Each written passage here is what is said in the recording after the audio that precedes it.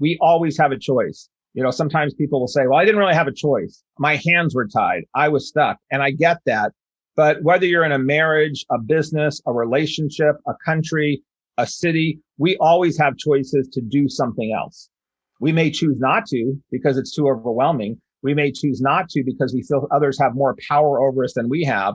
But what I have found is there's always a way if you want to change your life. There's always a way.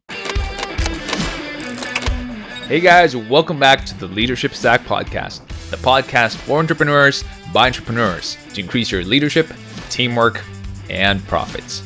This is your host, Sean C., aka Mr. CEO at 22.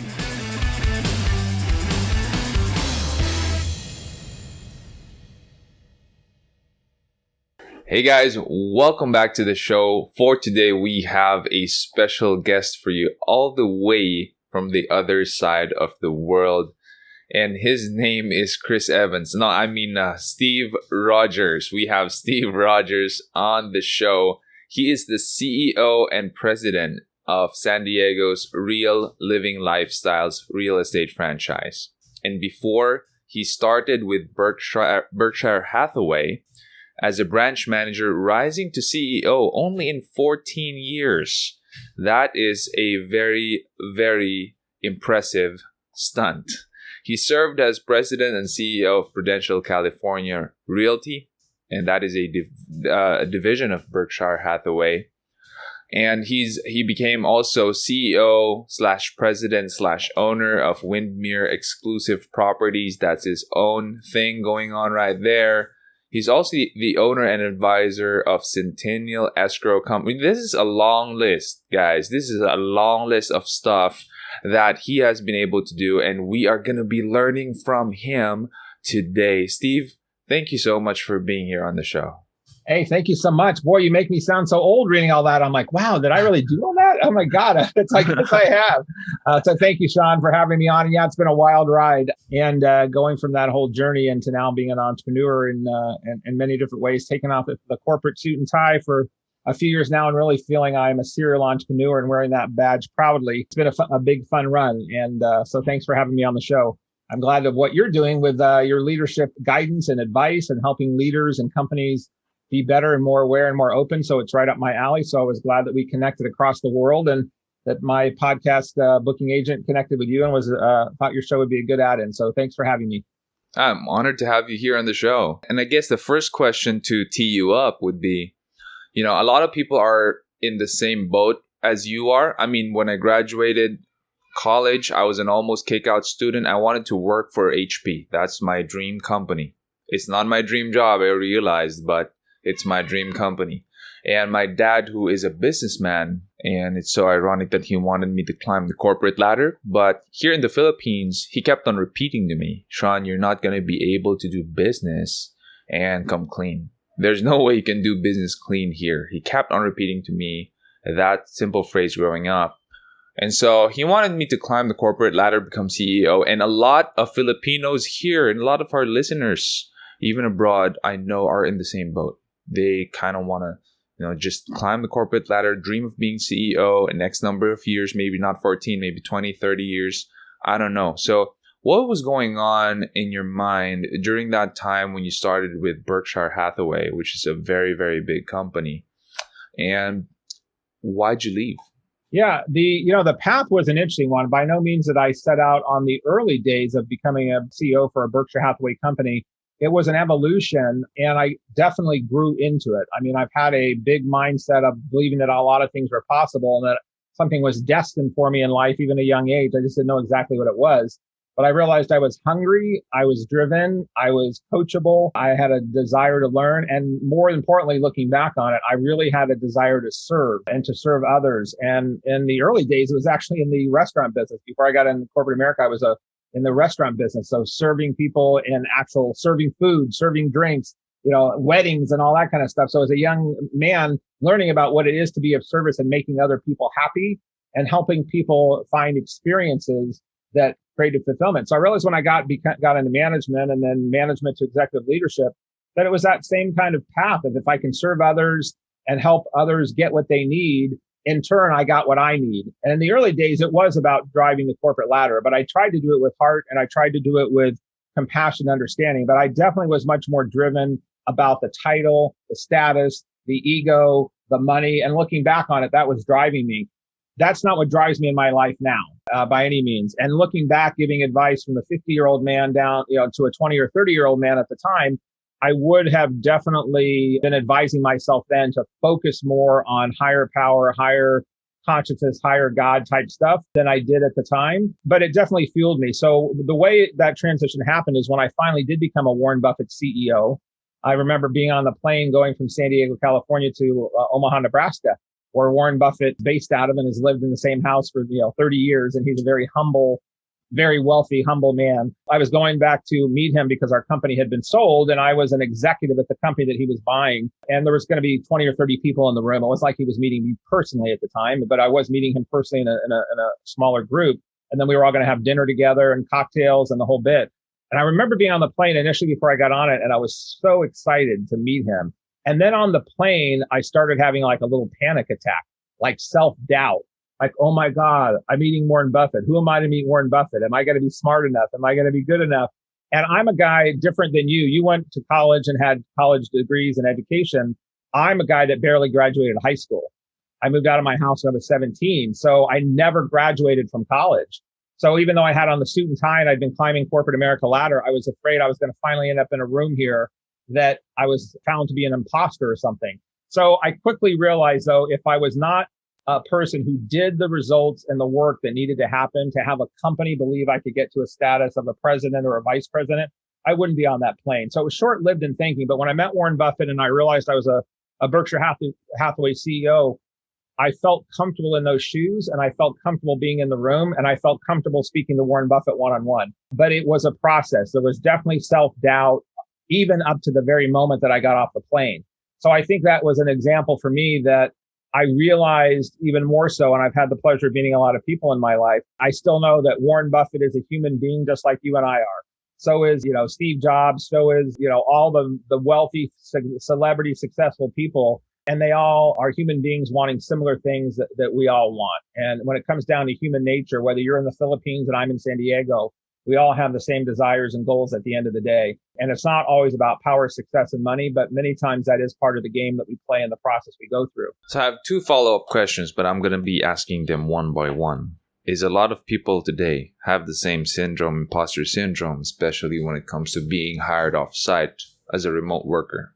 That is very, very evident today in the pandemic. The second one, which is an exact follow-up question, would be what prompted you to throw all that out and start your own thing? It actually ended up being originally by force. That was not something I chose, and I'll share that in a minute. And then the other was by choice. So two different major paths that I had in my life that were major trajectories, and I call them brick upside the head moments. And we've all had those in life where you just get a brick upside the head from life and you're like, whoa, shit, I wasn't expecting that to happen. And then you either adjust and you pick up your pieces and you move forward and you create something out of it, or you crumble and you really get diminished. And so when I had climbed the corporate ladder after being at Prudential and then Berkshire Hathaway for a total of 14 or 15 years and went from being a manager to a CEO, as you mentioned, and it was a pretty big deal in the real estate space. At the time, at the peak, we were doing $25 billion a year in sales volume in this company in Southern California. We had 5,000 salespeople. We were selling 35,000 houses a year. We had, all the fill services and mortgage and the whole bit, and it was owned by Warren Buffett. And I was the CEO and president of that whole company. But then in 2008, if anyone remembers where they were in 2008 and 9 and that aftermath, the whole mortgage meltdown that started in the U.S. crumbled, It was kind of like its own pandemic at the time. It was a financial pandemic. And so I was running this very large company and I had to start cutting, consolidating, closing, firing people, laying people off, banks were closing. It was just crazy. And then after about a year and a half to 2 years of that, I ended up getting fired and I got pushed out and they put the guy in under me that made half the money I made and, probably was a little bit more yes man than I had been at the time because I'd become very vocal about some mistakes I thought that. And it's not like I answered right to Warren Buffett, and it's not like I answered right to Berkshire Hathaway corporate executive board. And there's a lot of layers in between, but there are people that when you're in corporate America that are above you, even if you're a CEO, whether it's a board or another CEO of another division that sometimes are making decisions that you just think are crazy, or they're not in the trenches at that moment. So after I was fired, I then went out in 2009 and said, I'm going to start my own real estate company. But it was not the plan 2 months before, right? It was like brick upside the head, get fired, go be get hired by somebody else and do this again, or finally do it for myself. So I'm like, okay, let me pick up the pieces, sell everything that I own, get rid of the boat, get rid of the extra houses, get rid of the toys, get rid of all the stuff. And at the time, it was hard to do that because the market was depleting. So I had to just absorb what I could. And I went out and started a real estate company in February of 2009. And with a year, I had recruited 500 people from Prudential and other companies. And I had, 6 or 7 real estate offices, and we were off to the races in a very down market. So that change came because of forced someone else's upon me to make positive change. When I left that 5 years ago and started Alchemy Advisors, which is what I do now, that was because of a calling. That was because God and a higher power that I call God in the universe had been pulling me to do something beyond what I was doing. And I call that purpose-driven leadership. And I call that spiritual intelligence. And I call that following my instinct and my gut and my own soul's purpose. And it was getting out of the ownership role of running just a real estate company as it existed and challenging myself to get in a really uncomfortable place and go do stuff that I didn't exactly know how to do, but I was going to figure out, and that I was going to call on other resources and intellect to repurpose what I knew to help others in a new way. And thus, that's when I started Alchemy Advisors, because I said, if I can help run these companies and businesses in real estate, I have to realize business is business. People are people. Sales are sales. We all want the same things. And the human condition of purpose-driven leadership, which is similar to what you're involved in, I realized that was a universal message and not specific to one industry. And that's why within my business, I wanted to consult, coach, speak, and advise other businesses besides just real estate.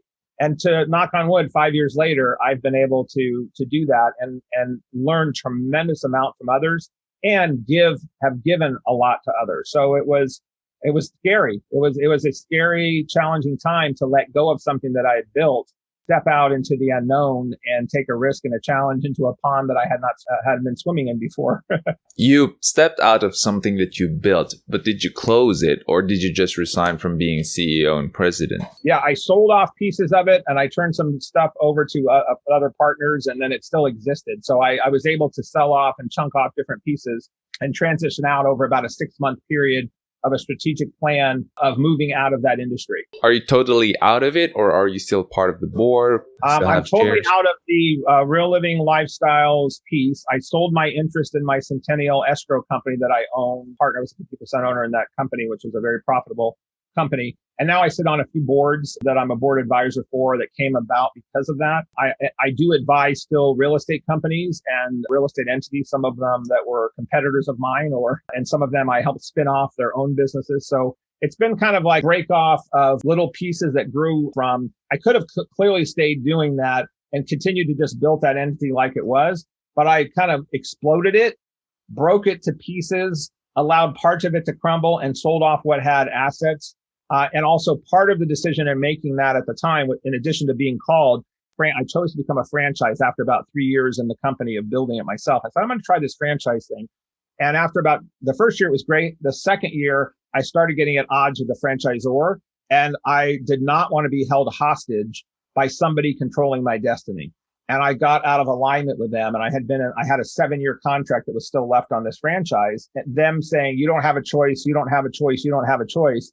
I said, watch me. I do have a choice. I can close this piece down. I can sell off this piece. I can do this. So I allowed myself not to be controlled by something that was no longer aligned with my philosophy, my soul, and my heart, and still did the right thing by people that I needed to do the right thing for. And my lesson in that was, we always have a choice. Sometimes people will say, well, I didn't really have a choice. My hands were tied. I was stuck. And I get that. But whether you're in a marriage, a business, a relationship, a country, a city, we always have choices to do something else. We may choose not to because it's too overwhelming. We may choose not to because we feel others have more power over us than we have. But what I have found is there's always a way if you want to change your life. There's always a way. and there may be consequences because of it. And I did have a few aftermath consequences, but I have no regrets doing it in hindsight. I mean, scary, yes. My wife had doubts. My wife was like, what are you doing? Are you nuts? I can't go through this again. Are you crazy? The wife was not near as confident in the early days as I was, but I knew that God was calling me to go do what I'm doing now.